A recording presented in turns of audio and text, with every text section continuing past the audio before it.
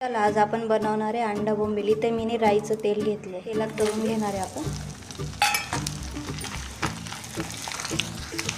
चला आपले बोंबील तळून झाले, आपण काढून घेऊ आता. अर्धा चमचा मसाला, त्याच्यामध्ये हिरवी मिरची, कांदा, लसूण, कोथिंबीर, टमाटा, अद्रक टाकले, खोबरं.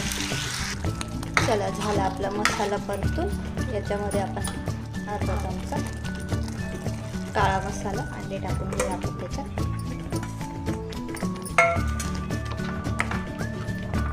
बिल पण त्याच्यातच टाकून घेऊया. पाणी, मीठ चवीनुसार.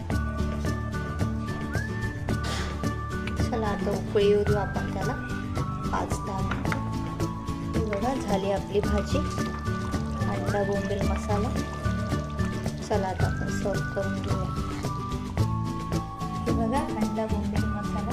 तुम्ही ज्वारीची भाकरीबरोबर किंवा बाजरीच्या भाकरीबरोबर, भाताबरोबर खाऊ शकता. कशी वाटली आणि बोंबील